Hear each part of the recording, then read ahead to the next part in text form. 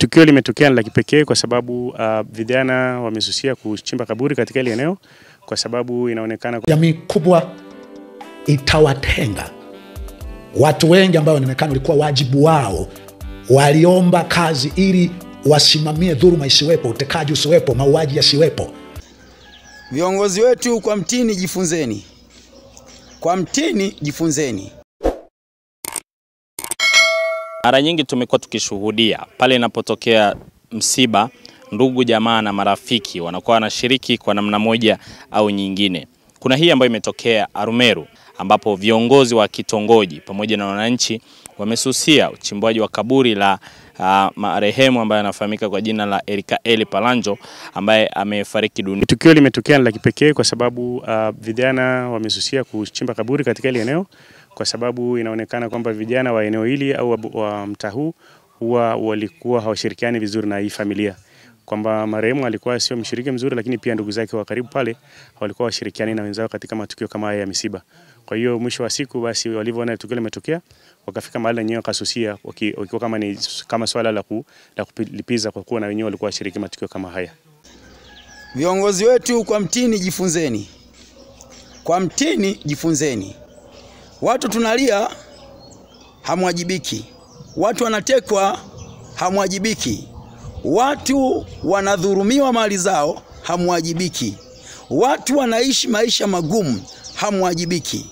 Saa inakuja ati kwa sababu hatuna nguvu au desturi ya Watanzania ni mioyo ya upole na uoga, kwamba yani tukitetea haki zetu, tukipambana tupate haki yetu, tutaonekana tunapambana na mamlaka.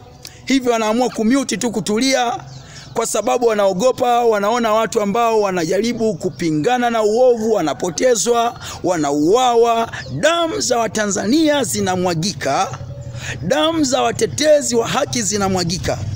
Wanavyoyaona hayo, mioyo yao inakuwa inaogopa. Kama yule amefanywa vile, mimi ni nani nisiye na chochote? Nitaonekana wapi? Nguvu yangu iko wapi? Ni nani atakayesimama kunitetea ikiwa yule amefanywa vile na aliyefanya vile hana uoga? Lakini viongozi wetu hamwajibiki kama inavyotakiwa. Kama mngekuwa mnawajibika tokea wakati ule wametekwa kina Soka, wametekwa kina Chaula, tungeona jitihada za kuwatafuta kwa bidii, tungeona jitihada na ripoti zikitoka ni nani aliyefanya mauaji ya mzee Ali Kibao, tungeona ripoti. Hii ni ishara kwamba hamwajibiki pasavyo. Mpaka Mdude Nyagali anakuja kutekwa, anaumizwa, damu zinaonekana nyumbani kwake, na tukiwa hatuna uhakika kwamba yuko hai. Hii ni ishara kwamba hakuna wajibu ambao unafanyika. Wajibu mnaofanya mufanyi kwa nguvu inayotakiwa. Ili jambo halichukuliwi serious. Maonevu na maonezi yanayoendelea halichukuliwi kwa serious. Saa inakuja ambayo watu hawa watachoka. Nawaambia kila kiongozi aliyoko kwenye serikali atasusiwa masuala ya kijamii. Utapata msiba, utajizika na familia yako, mtajizika nyinyi na chama chenu, mtatengwa na jamii, mtatengwa nao watu, kwa sababu wanakuwa wamewachoka. Kiongozi gani ambaye hutetei maonezi, haumtetei mtu wako anapokuwa anaumia?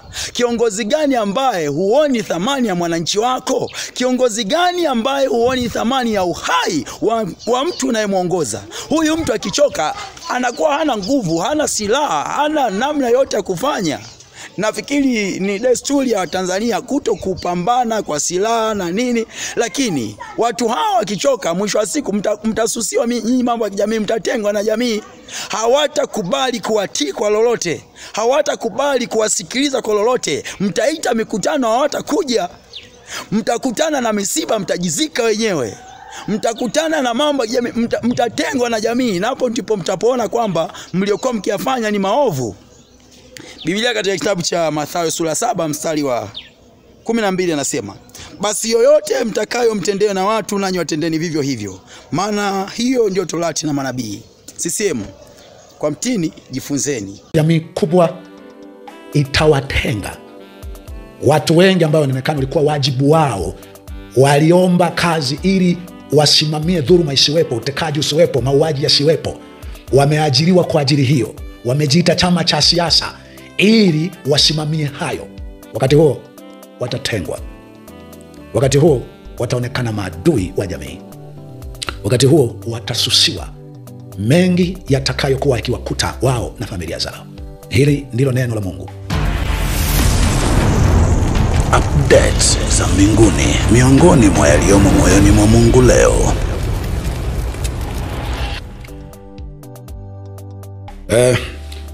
Bwana asema kuwa siku chache zijazo mbele, matukio yote ya watu mlioko CCM, mlioko serikalini, mlioko mamlakani yatasusiwa na jamii kubwa ya watu. Nikisema matukio yote, ninamaanisha tukio la aina yoyote litakalo mkuta mtu yoyote aliyeko mamlakani ama aliyeko kwenye chama cha CCM ama mfanyakazi wa serikali kitengo chochote.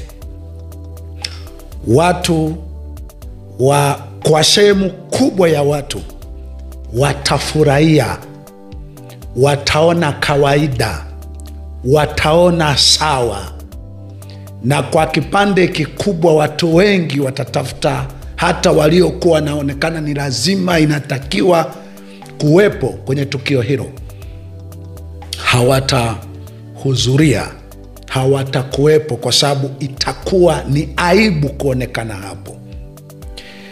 Nasema haya kwanza kabisa, wakati mwingine pia ni ujumbe ambao Mungu wakati mwingine huleta baada ya maneno fulani mengine yanaweza yakawa yametokea. Nimeona ujumbe wa katibu mwenezi wa CCM Amos Makalla anaposema mzee Warioba anasema tukutane na Chadema tuzungumze, tusuluhishe mgogoro uliopo. Sisi hatuna mgogoro na Chadema. Juzi nimemsikiliza mzee Warioba. Mzee Warioba ni mzee tunamheshimu sana. Amekuwa waziri mkuu. Ni mzee ambaye ni mbobezi katika mambo ya uongozi. Ni mwanasheria nguli katika hili. Kwa mchango wake aliofanya katika taifa hili, tumpe heshima yake kwa kumpigia makofi tafadhali. Nimemsikia akieleza, akitoa ushauri kwamba CCM wakae na Chadema wamalize mgogoro wa kisiasa. Kama nilivyosema, tunamheshimu, ametoa ushauri mzuri wa sisi kukaa na Chadema kuongelea mgogoro wa kisiasa.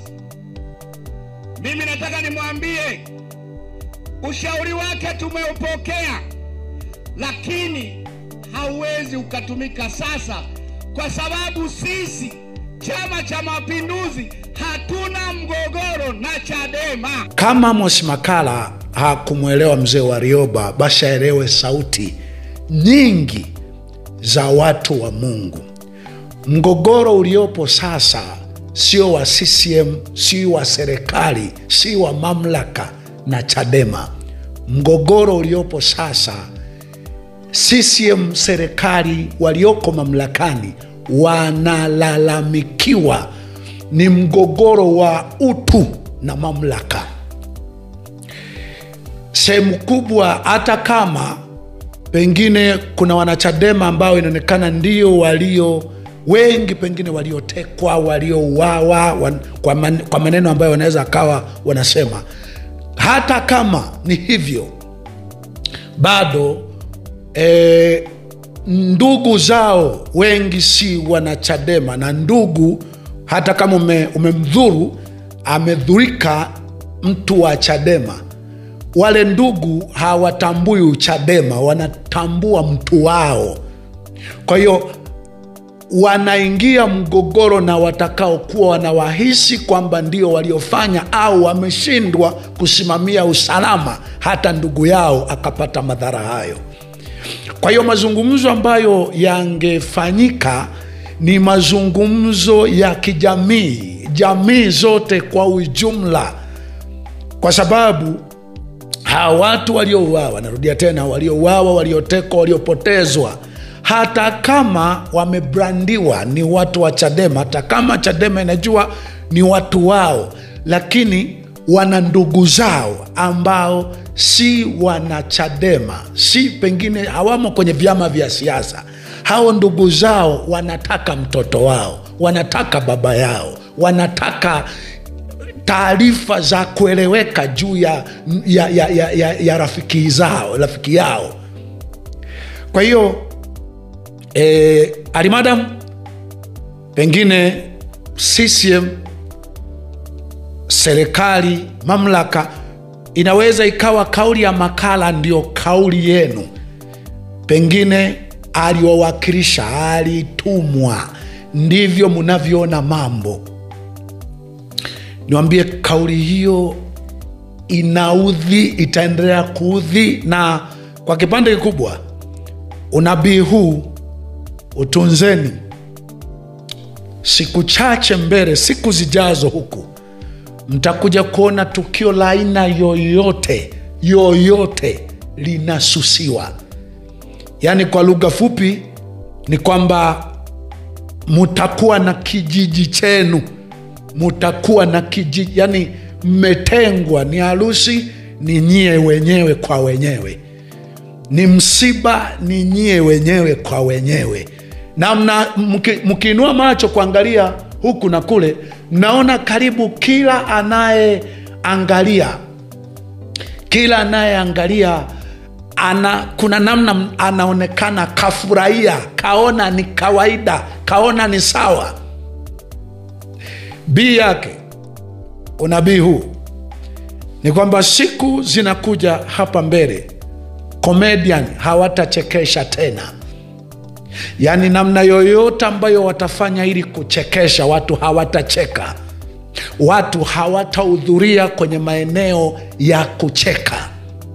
Sababu nini? Ni kwa sababu karibu kila mtu atakuwa na maumivu ambayo anapomwona mwingine na mchekesha, atakuwa nasema hivi, huyu haoni uchungu nilio nao, kwa nini asingezungumzia uchungu wangu? Siku chache zijazo mpira hautaburudisha tena. Watu wengi wenye maumivu watalia kusema hivi, hawa wanacheza na mpira, hawa wanashangilia na kushangilia kwa maumivu haya nilionayo. Siku zinakuja, mziki wakiitwacho injili, mziki wakiitwacho bongo flava hakitakuwa kiburudisho tena. Sehemu kubwa ya watu watasema hivi, mtu huyu anaimbaje hiki, badala angeimba kilio changu. Saa inakuja ambapo utaitwa mhubiri, utaonekana mhubiri, itakuwa ni fashion mhubiri, ikiwa atakemea dhuluma, atakemea uuaji, atakemea utekaji. Hii wakati inaanza kule nyuma, akina sisi tulionekana tunachanganya dini na siasa, tulionekana hatuna hekima. Lakini sasa hata kwa unafiki unaanza kuona na yule naye anaona tungoja nisemepo wajue nimewahi kusemapo. Hivyo mzaa utumbua usaa. Kwa sababu kuna mtu anaanza kuona, anaanza kujua tu kabisa yeye asiposema ataonekana yuko upande wa wanaofanya hayo mabaya. Saa inakuja ambayo kuhubiri utaonekana unahubiri, ikiwa hapo ndo mtaanza kujua huko ndo kulikuwa kuwa mhubiri. Ikiwa utasema, utakemea, utapinga dhuluma, saa inakuja ambapo kutabiria mtu magari, nyumba, utajiri, mafanikio, cheo havitaitwa mahubiri tena. Mahubiri, na watu watasikiliza mahubiri hayo ikiwa yatachukizwa, yataonekana kukemea, kupinga kumwagika kwa damu, dhuluma, uonezi, utekaji, mauaji. Na hapo ndipo mjue jamii kubwa itawatenga watu wengi ambao wanaonekana ulikuwa wajibu wao, waliomba kazi ili wasimamie dhuluma isiwepo, utekaji usiwepo, mauaji yasiwepo. Wameajiriwa kwa ajili hiyo, wamejiita chama cha siasa ili wasimamie hayo. Wakati huo watatengwa, wakati huo wataonekana maadui wa jamii, wakati huo watasusiwa mengi yatakayokuwa yakiwakuta wao na familia zao. Kifupi ni kwamba mlioko CCM, mlioko mamlakani, mnaofanya kazi serikalini, ni kama mtaenda kuwa na kijiji chenu wenyewe. Ni jamii mtaenda kutengwa na jamii kubwa ya watu, na mtakuwa mkiona kabisa, mkiwa na tukio lolote, sehemu kubwa ya watu watakuwa hawatazame vizuri. Sasa hoja inaweza ikawa, sasa unabii gani huo ambao umefunuliwa? Unabii gani huo? Kuna watu wengine sisi tunafanya kazi tu, kuna wengine sisi hatutekelezi hayo mabaya, si sehemu ya hayo mabaya ambayo yanalalamikiwa. Jibu ni kwamba mwanasiasa mmoja huyu Martin Luther, huyu aliyekuwa Marekani mwishoni hapa, aliyerithi jina la yule Martin Luther wa kwanza, ni kwamba alisema heri adui anayeongea kuliko rafiki aliyenyamaza. Bagonza anasema kuwa kimya wakati wengine wanalia, wengine wanahitaji msaada wako, ni unafiki. Wadi fulani Gwajima aliwahi kusema, silence means it is comfortable. Silence means it is mine. Silence means don't touch it. Kimya kinamaanisha hayo mambo yako sawa. Kimya kinamaanisha hayo mambo mimi nahusika. Kimya huwa kinamaanisha nina manufaa kwa hayo yanayoendelea. Kimsingi wakati watu wanalia, ni ubinadamu kuonekana uko upande gani. Yani huo ndio wakati wa wewe kuonyesha pengine uko tayari kuacha kazi, uko tayari kujiunga na wanaolia, kuwa wazi. Huo ndio binadamu, huo ndio ushujaa. Nikusomee katika Ibrania moja, mtu aliyefanya hivyo utamwita mkombozi. Na wewe uliumbwa duniani uwe mkombozi, ukuja duniani kushangaa mambo yanavyokwenda. Ulikuja kwa sauti yako, kwa maamuzi yako na kitendo chako, ufanye jambo watu watoke kwenye kulia. Katika kitabu cha Ibrania sura ya 11 mstari wa 24 inasema, kwa imani Musa alipokuwa mtu mzima akakataa kuitwa mwana wa binti Farao, akaona ni afadhali kupata mateso pamoja na watu wa Mungu kuliko kujifurahisha katika dhambi kwa kitambo, akihesabu ya kuwa kushutumiwa kwake Kristo ni utajiri mkuu kuliko hazina ya Misri, kwa kuwa aliyatazamia hayo malipo. Point iko, akaona ni afadhali kupata mateso pamoja na watu wa Mungu kuliko kujifurahisha katika dhambi kwa kitambo, kuliko yeye kufurahi wakati kuna watu wanaumizwa mahali. Hayo ndiyo maamuzi. Musa akajionyesha dhahiri kwamba hapendezwi na kuonewa na kuteswa kwa watu wasio na hatia.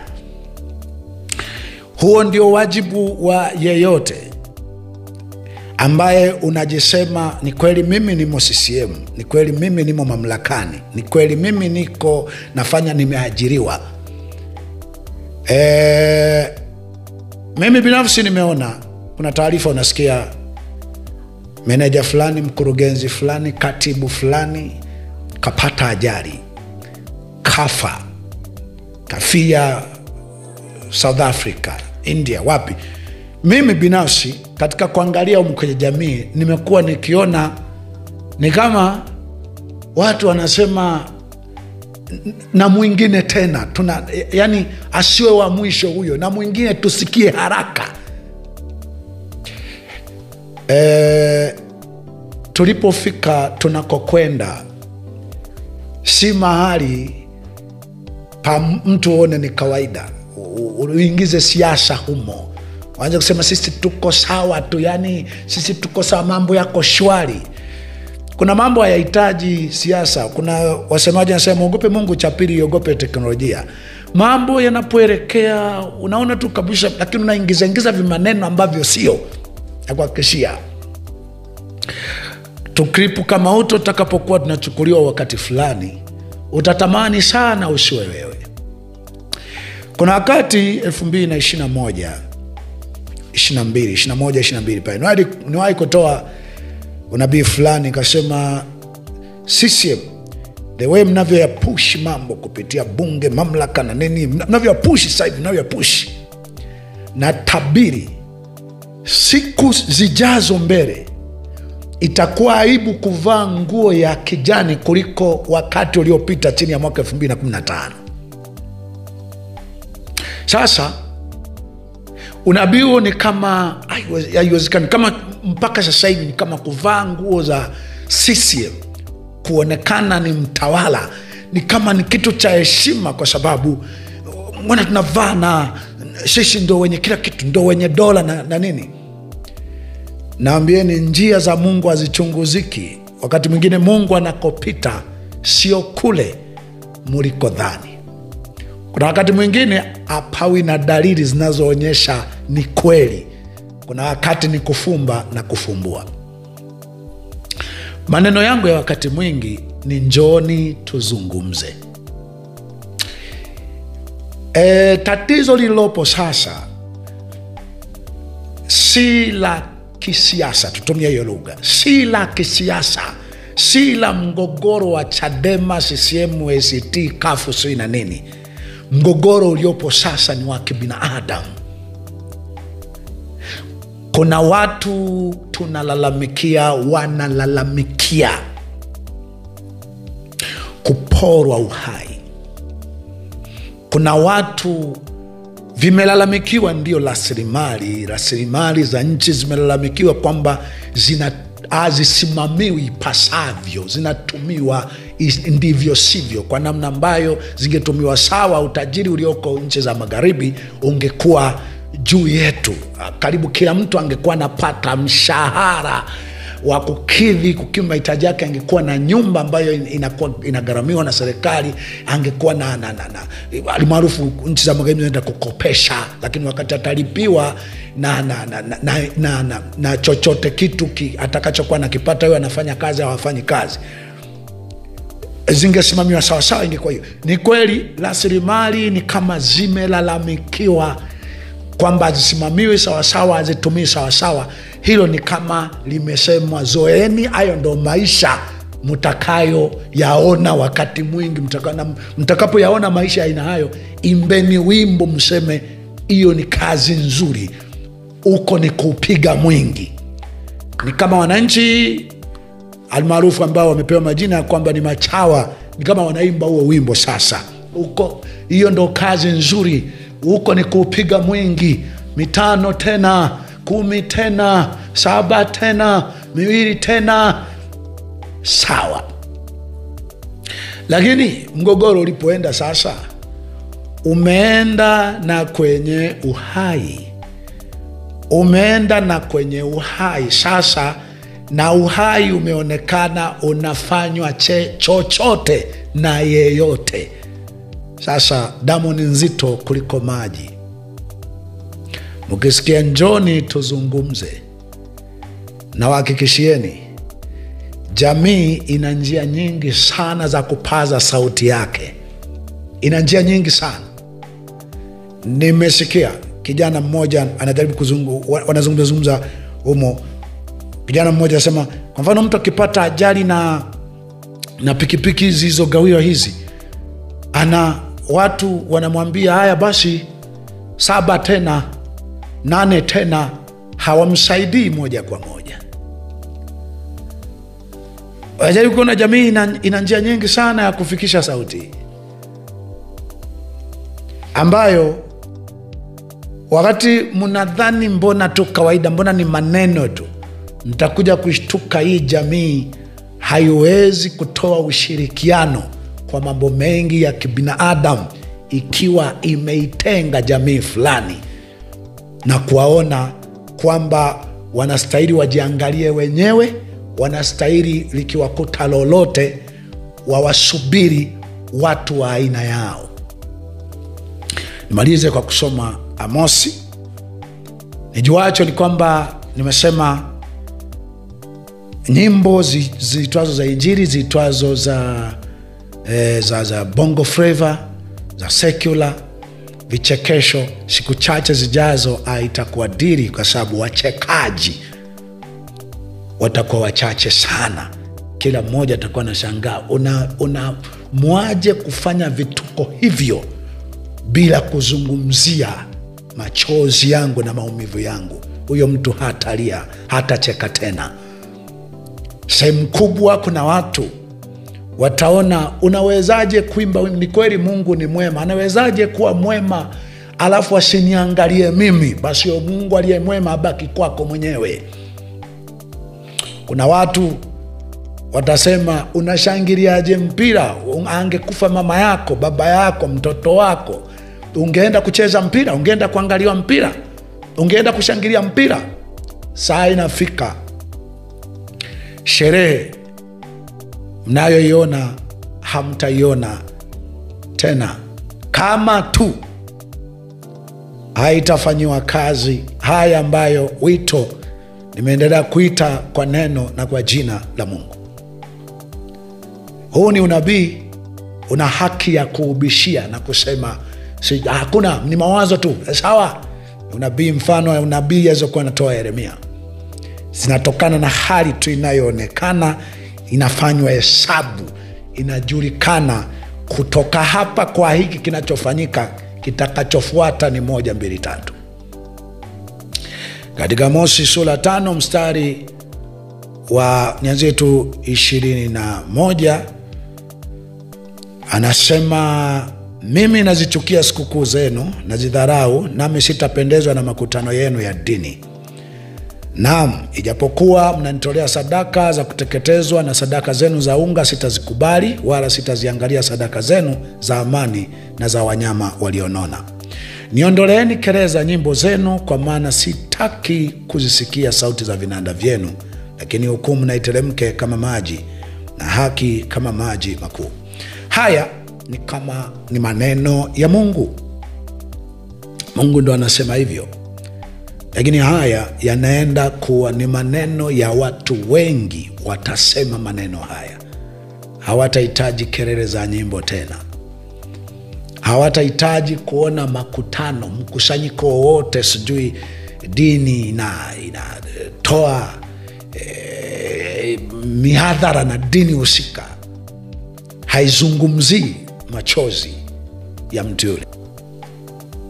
Hili ndilo neno la Mungu.